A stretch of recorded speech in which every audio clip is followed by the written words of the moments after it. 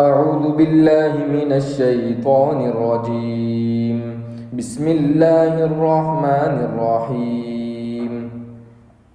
يا أيها الذين آمنوا كتب عليكم الصيام كما كتب على الذين من قبلكم لعلكم تتقون أياما معدودات فمن كان منكم مريضا أو على سفر فعدة من أيام أخر وعلى الذين يطيقونه فدية طعام مسكين فمن تطوع خيرا فهو خير له وأن تصوموا خير لكم إن كنتم تعلمون شهر رمضان الذي أنزل فيه القرآن هدى للناس وبينات من الهدى والفرقان فمن شهد منكم الشهر فليصم ومن كان مريضا أو على سفر فعدة من أيام أخر يريد الله بكم اليسر ولا يريد بكم العسر ولتكملوا العدة ولتكبروا الله على ما هداكم ولعلكم تشكرون. جی ترجمہ سن لیجیے. یا ایھا الذین آمنوا، اے ایمان والو، کتب علیکم الصیام، تم پر اللہ تعالیٰ نے روزے کو فرض کر دیا ہے، تم پر روزے فرض کر دیے گئے ہیں. کما کتب علی الذین من قبلکم، جیسا کہ فرض کیے گئے تھے تم سے پہلے. اللہ تعالیٰ فرماتے کہ تم پر روزے کو فرض کیا گیا ہے جیسا کہ تم سے پہلے امتوں میں فرض کیے گئے تھے. لعلکم تتقون، شاید کہ تم تقوی اختیار کرو، شاید کہ تم اللہ تعالیٰ سے ڈرو. ایام معدودات، کچھ گنے چنے دن ہیں، روزے رکھنے کے کچھ گنے چنے دن ہیں. فمن کان منکم مریضا او علی سفر فعدۃ من ایام اخر. اللہ تعالیٰ فرماتے کہ جو تم میں سے بیمار ہو، یعنی کہ روزہ میں پوری تشریح کروں گا، پہلے ترجمہ پڑھ لیتے ہیں. جو تم میں سے بیمار ہو، او علی سفر، یا سفر میں ہو، یعنی کہ سفر کی حالت میں ہو، فعدۃ من ایام اخر، تو اس وقت اپنے دوسرے دنوں میں روزہ رکھ لے، اس وقت چھوڑ دے، کوئی حرج نہیں ہے. وعلی الذین یطیقونہ فدیۃ طعام مسکین، اور وہ جو شخص طاقت نہ رکھ سکے روزہ رکھنے کی تو اس پر فدیہ ہے، طعام مسکین، ایک آدمی کا کھانا. فمن تطوع خیرا فهو خیر له، جو بہتر کرے گا تو اس کے لیے اچھا ہی ہے، یعنی کہ زیادہ آدمیوں کو کھلائے گا تو اس کے لیے بہت اچھا ہے. وَأَن تَصُومُوا خَيْرٌ لَكُمْ إِن كُنتُمْ تَعْلَمُونَ، اور جو وَأَن تَصُومُوا، اور جو تم میں کا روزہ رکھے گا تو تمہارے لیے بہت بہتر ہے. إِن كُنتُمْ تَعْلَمُونَ، اگر تم جانتے ہو روزہ رکھنا، یعنی کہ اگر تم روزے کی فضیلت کو جانتے ہو. اللہ تعالیٰ فرماتے ہیں شہر رمضان الذی انزل فیہ القرآن، یہ مبارک مہینہ، یہ رمضان کا مہینہ وہ مہینہ ہے جس میں اللہ تعالیٰ نے قرآن کو قرآن اتارا گیا. ہدی للناس، جو قرآن لوگوں کے لیے گائیڈ مطلب رہنمائی کرنے والا ہے، ہدایت ہے لوگوں کے لیے. وبینات من الہدی والفرقان، اور اللہ تعالیٰ نے اس میں واضح دلائل پیش کیے ہدایت کے لیے. والفرقان، اور قرآن فرقان ہے، قرآن کا نام دوسرا فرقان ہے. فرقان کہتے ہیں حق اور باطل کے درمیان فرق کرنے والا. فمن شہد منکم الشہر فلیصم، پر جو بھی شخص تم میں کا رمضان کے مہینے کو پائے چاہیے کہ وہ روزہ رکھے. ومن کان مریضا او علی سفر فعدۃ من ایام اخر، اور جو تم میں کا بیمار ہو یا سفر میں ہو تو اپنے دوسرے دنوں میں روزہ رکھ لے.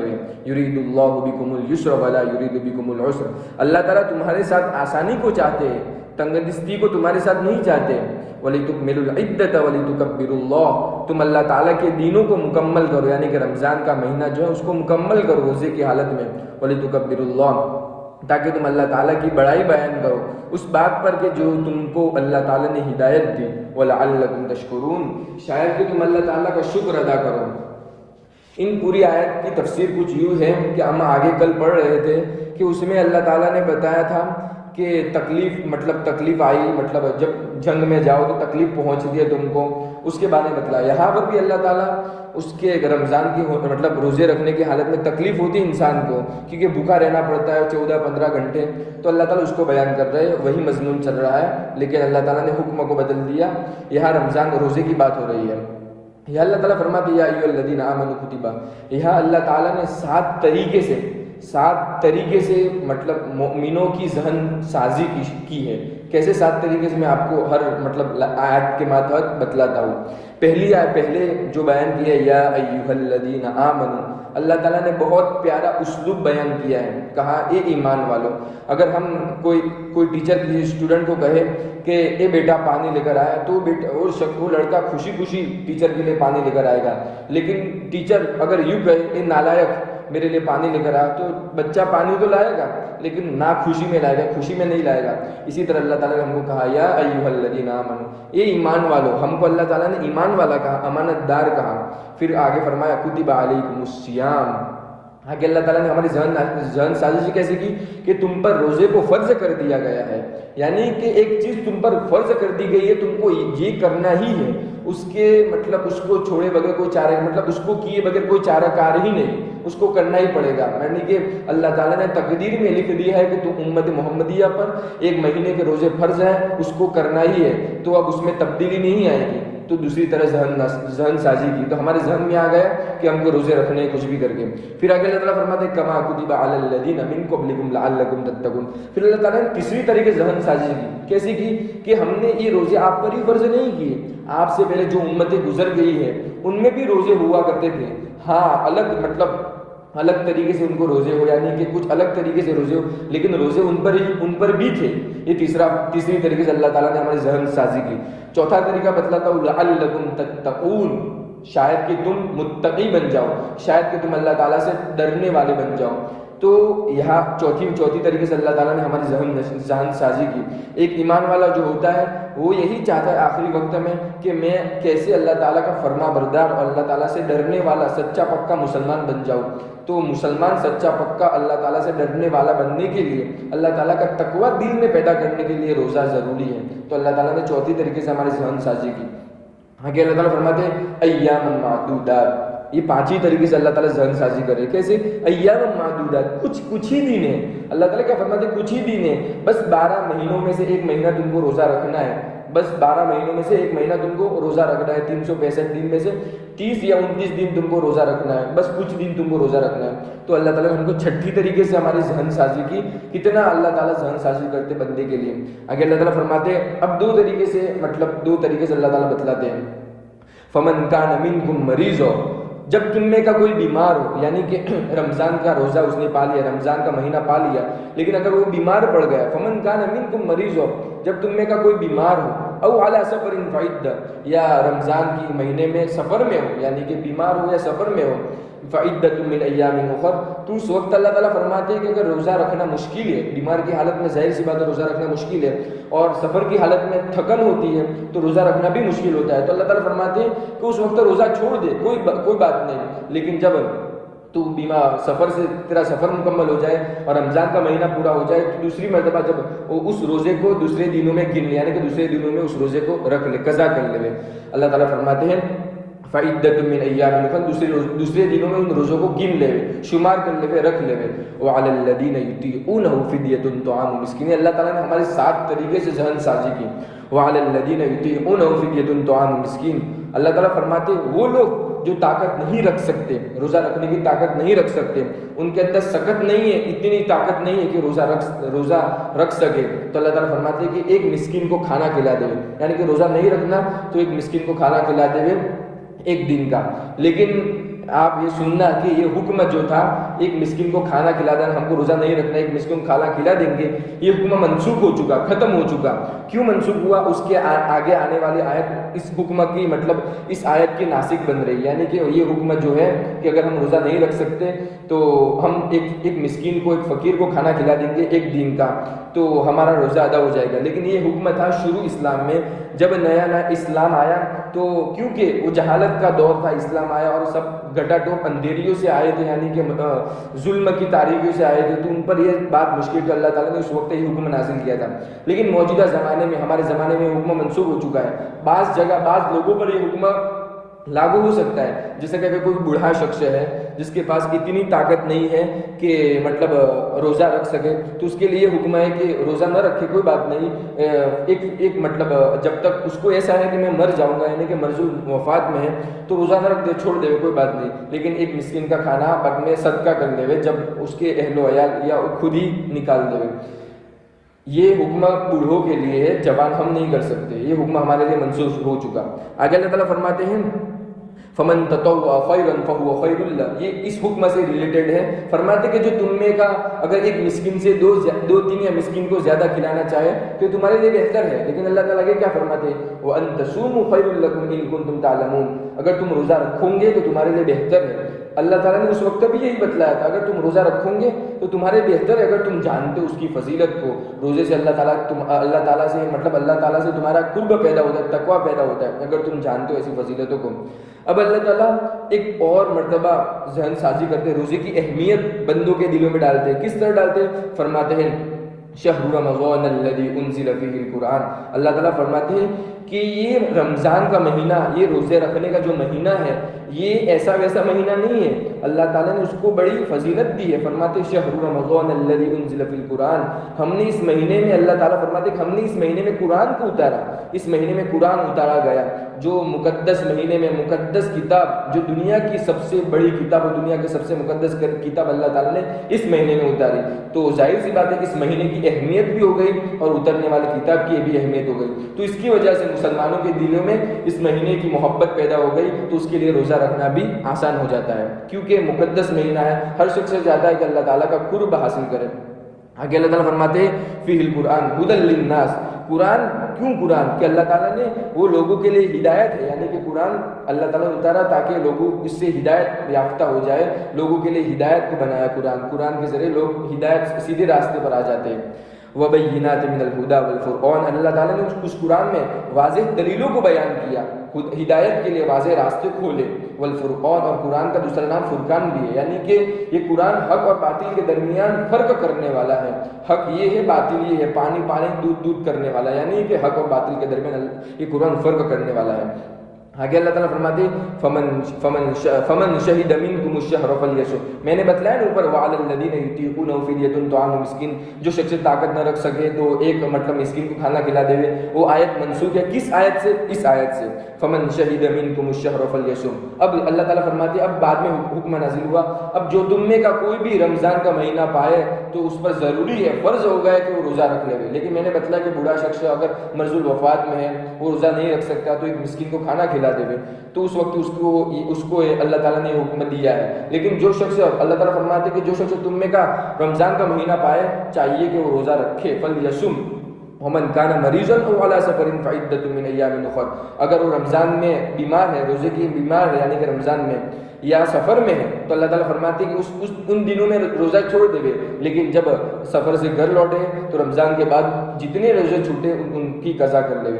آگے اللہ تعالیٰ فرماتے ہیں یرید اللہ بکم اليسر ولا یرید بکم العسر، اللہ تعالیٰ فرماتے ہیں کہ ہم تمہارے ساتھ، یرید اللہ بکم اليسر، اللہ تعالیٰ تمہارے ساتھ آسانی کو چاہتے ہیں، آسانی پسند کرتے، یعنی کہ اللہ تعالیٰ تمہارے ساتھ آسانی کا ارادہ کرتے، ولا یرید بکم العسر، اللہ تعالیٰ تم کو تنگ دستی میں ڈالنا نہیں چاہتے، ایسا نہیں کہ میں بندے پر بوجھ ڈالتا ہوں۔ قرآن میں تیسرے بارے میں اللہ فرمایا لا یکلف اللہ نفسا الا وسعها، اللہ تعالیٰ کسی بندے پر اتنا بوجھ نہیں ڈالتے کہ بندہ اس کو سہ نہ سکے، تو اللہ تعالیٰ فرماتے ہیں یرید بکم اللہ اليسر ولا یرید بکم العسر، اللہ تعالیٰ تم کو چاہتے ہیں یعنی کہ تمہارے ساتھ آسانی کو چاہتے، تمہارے ساتھ تنگ دستی کو نہیں چاہتے۔ آگے اللہ تعالیٰ فرماتے وَلِتُكْمِلُوا الْعِدَّةَ وَلِتُكَبِّرُوا اللَّهَ عَلَى مَا هَدَاكُمْ وَلَعَلَّكُمْ تَشْكُرُونَ، اللہ تعالیٰ فرماتے کہ شاید کہ تم یہ تمام فضیلتیں بیان کی، یہ اہمیتیں بیان کی، اللہ تعالیٰ فرماتے شاید کہ تم دینوں کو مکمل کرو، رمضان کا مہینہ پورا کا پورا مہینہ تم روزہ رکھو، وَلِتُكَبِّرُوا اللَّهَ، اور تم اللہ تعالیٰ کی بڑھائی بیان کرو۔ کیوں بڑھائی بیان کریں گے ہم؟ اس کی وجہ کیا ہے؟ عَلَى مَا هَدَاكُمْ، اس وجہ سے کہ اللہ تعالیٰ نے ہم کو ہدایت پر ڈالا، اس وجہ سے اللہ تعالیٰ فرماتے کہ ہم نے تم کو ہدایت پر ڈالا، تم کو سیدھی راہ دکھلائی، وَلَعَلَّكُمْ تَشْكُرُونَ، شاید کہ تم ہو جاؤ، تم اللہ تعالیٰ کا شکر کرنے والے ہو جاؤ، تم اللہ تعالیٰ کے فرما بردار ہو جاؤ۔ جی اس کے بعد والی آیت کو سن لیجئے، پہلے پڑھ لیتا ہوں، پھر اس کے بعد ترجمہ، پھر اس کے بعد تفسیر۔ وَإِذَا سَأَلَكَ عِبَادِي أَنِّي فَإِنِّي قَرِيبٌ أُجِيبُ دَعْوَةَ الدَّاعِ إِذَا دَعَانِ فَلْيَسْتَجِيبُوا لِي وَلْيُؤْمِنُوا بِي لَعَلَّهُمْ يَرْشُدُونَ، اس آیت کا ترجمہ سن لیجئے۔ وَإِذَا سَأَلَكَ عِبَادِي، صحابہ ترجمہ سن لیجئے، وَإِذَا سَأَلَكَ عِبَادِي، جب اللہ کے نبی سے کہا جا رہا ہے، اللہ تعالیٰ کہہ رہے ہیں جب آپ سے سوال کرے میرے بندے، انی، میرے بارے میں، فإنی قریب، تو آپ آپ میرے بندوں کو کہہ دیجئے میں اللہ یعنی کہ میں بندوں سے قریب ہوں، اجیب دعوت الداعی اذا دعانی فلیستجیبوا لی ولیؤمنوا بی لعلہم یرشدون۔ اللہ تعالیٰ فرماتے کہ میں بندوں کی دعاؤں کو قبول کرتا ہوں، میں ان کی دعاؤں کو سننے والا ہوں، ان کی دعاؤں کو قبول کرنے والا ہوں۔ اذا دعانی، جب وہ مجھے پکارتے ہیں، جب وہ مجھے یاد کرتے تو میں ان کو سنتا ہوں۔ فلیستجیبوا لی، چاہیے کہ وہ مجھے یاد کرے، میری باتوں کو یعنی کہ مجھ سے باتیں کرے، مجھ سے مانگے، ولیؤمنوا بی، اور یقین کے ساتھ مجھ سے مانگے۔ اللہ تعالیٰ فرماتے کہ یقین کے ساتھ مجھ سے مانگے، ایمان کی حالت ہونے میں، ایمان کے ہونے کی حالت میں اور یقین کے ساتھ مجھ سے مانگے، لعلہم یرشدون، شاید کہ وہ سیدھی راستے پر آ جائے، شاید کہ وہ مطلب صراط مستقیم پر آ جائے، شاید کہ وہ سیدھی راہ پا لے۔ اس آیت کی تفسیر کچھ یہ ہے کہ صحابہ رضوان اللہ تعالیٰ علیہم اجمعین نے ایک مرتبہ اللہ کے نبی سے کہا کہ اللہ تعالیٰ تو ہم سے بہت دور ہے، ہم اللہ تعالیٰ کو کیسے پکاریں گے، کتنے زور سے پکاریں گے تو اللہ تعالیٰ ہماری بات کو سنیں گے یا آہستہ پکاریں گے؟ تو کیونکہ اس وقت صحابہ کے پاس کوئی علم نہیں تھا زیادہ، وہ جہالت کی دور سے آئے تھے، تو ایسے سوال کرتے تھے اللہ کے نبی سے۔ تو جب اس وقت اللہ تعالیٰ نے اس آیت کو نازل کیا ہمارے محمد صلی اللہ علیہ وسلم پر، اور فرمایا اللہ کے نبی سے کہا کہ جب آپ سے میرے بندے میرے بارے میں سوال کرے تو آپ یوں کہہ دینا کہ میں قریب ہوں آپ سے، یعنی کہ میں بندوں سے قریب ہوں، میں ان کے ہر دعا کو قبول کرتا ہوں۔ اللہ تعالیٰ کا علم ہمارے قریب ہے، یعنی کہ ہمارے شہر سے بھی زیادہ قریب ہے۔ ہم جو بھی کام کریں، اندھیری رات میں اندھیرے کمرے میں بیٹھ کر بھی جو بھی کام کریں گے، یوں مت سمجھنا کہ اللہ تعالیٰ نہیں دیکھ رہا، اللہ تعالیٰ سب کچھ جانتا ہے، سب کچھ دیکھنے والا ہے۔ اللہ تعالیٰ فرماتے ہیں اجیب دعوت الداعی، بندوں سے کہا جا رہا ہے کہ تم مجھ سے مانگو، دل کھول کر مانگو۔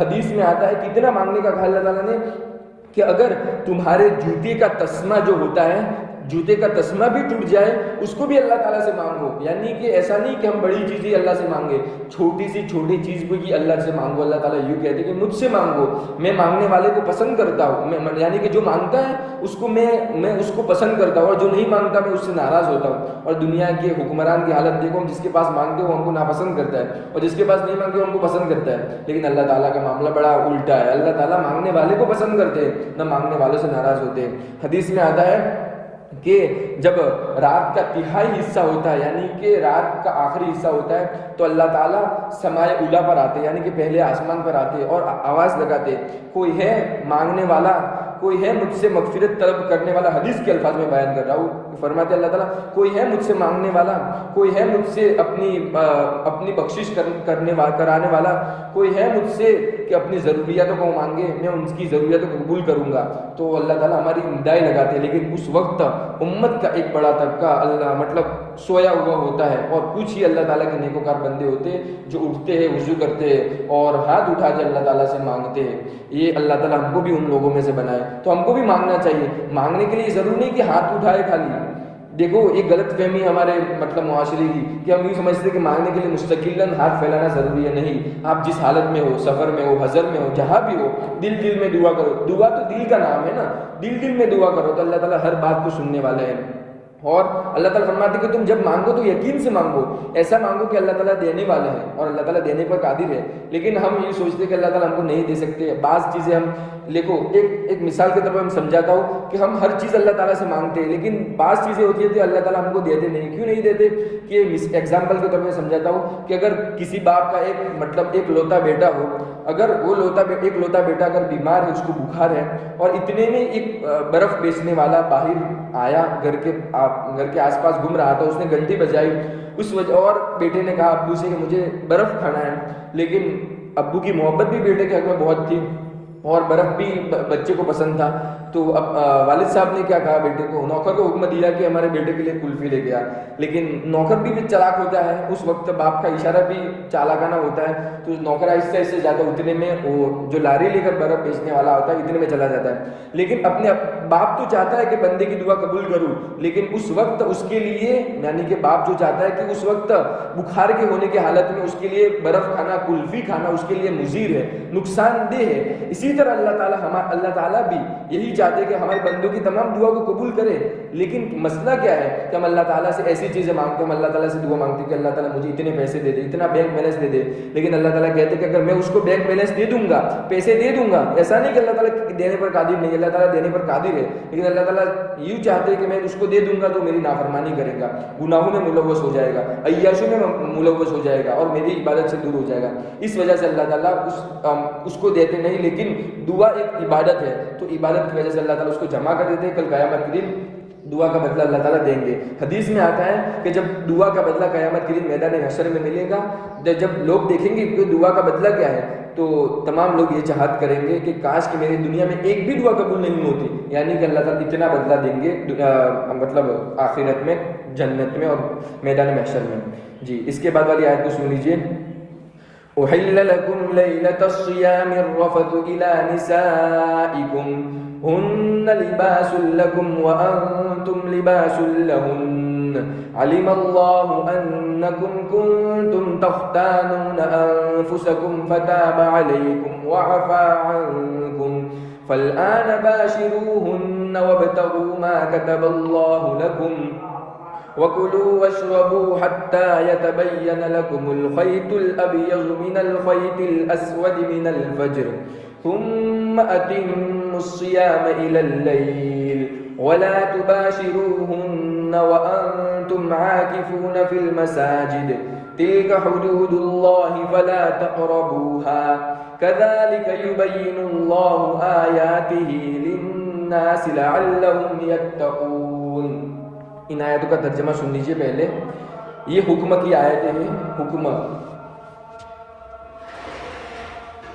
یہاں اللہ تعالیٰ فرماتے ہیں حکم کے بارے میں، یعنی کہ رمضان کی رات کی جو رمضان کی مطلب رمضان ہوتا ہے ان راتوں میں پہلے کیا حکم تھا اللہ تعالیٰ اس کے بارے میں بتا. پہلے ترجمہ سن لیجیے، میں تفسیر میں واضح کروں گا.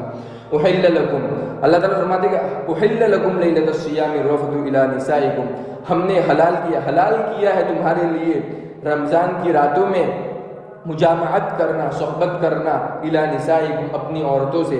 ہن لباس لکم وانتم لباس لہن، وہ تمہارا لباس ہے اور تم ان کا لباس ہو، یعنی کہ وہ تمہارا پہناوا ہے تم ان کا پہناوا ہو. آگے اللہ تعالیٰ فرماتے ہیں علم اللہ انکم کنتم تختانون انفسکم، اللہ تعالیٰ جانتے ہیں، علم اللہ انکم، اللہ تعالیٰ فرماتے علم اللہ انکم، اللہ تعالیٰ جانتے ہیں کہ انکم کنتم تختانون، کہ تم میں سے بعض لوگوں نے خیانت کی ہے، بعض لوگ خیانت کرتے اپنی ذاتوں کے بارے میں.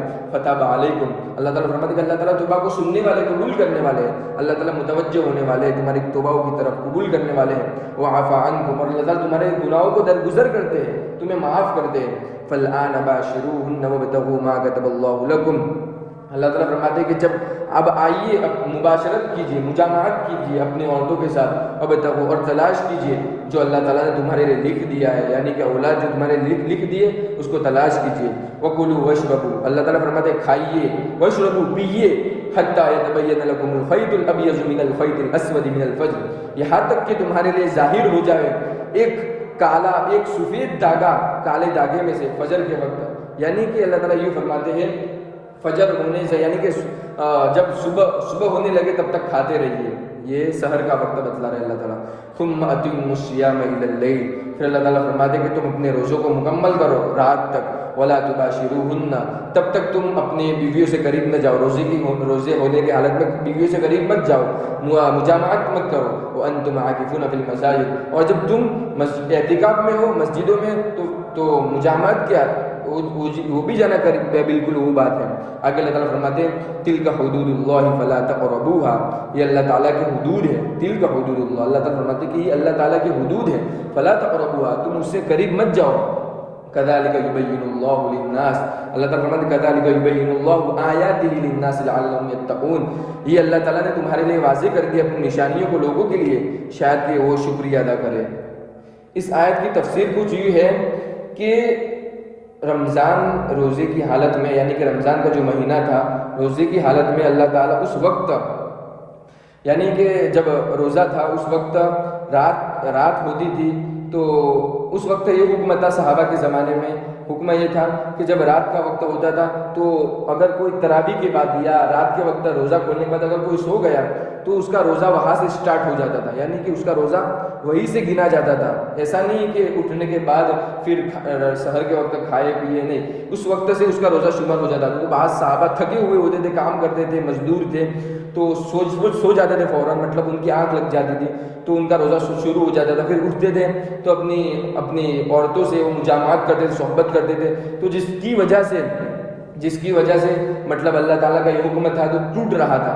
تو بعض صحابہ نے اللہ کے نبی سے شکایت کی کہ اللہ کے نبی، ہمارے ساتھ ایسا معاملہ ہوتا ہے، ہم مزدور ہیں، ہم آتے سو جاتے ہیں، ہمارا روزہ اسٹارٹ ہو جاتا ہے اور پھر ہم اٹھتے ہیں تو اپنی بیوی سے مجامعت کر بیٹھتے ہیں۔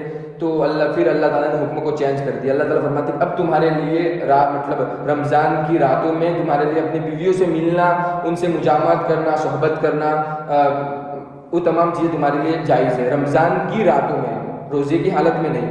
ہن لباس لکم وانتم لباس لہن، اللہ تعالیٰ فرماتے ہیں وہ تمہارا پہناوا ہے، تم ان کے پہناوا ہو، یعنی کہ تم مطلب وہ تمہاری اپنی ذات ہے اور وہ اپنی تمہاری ذات ہے۔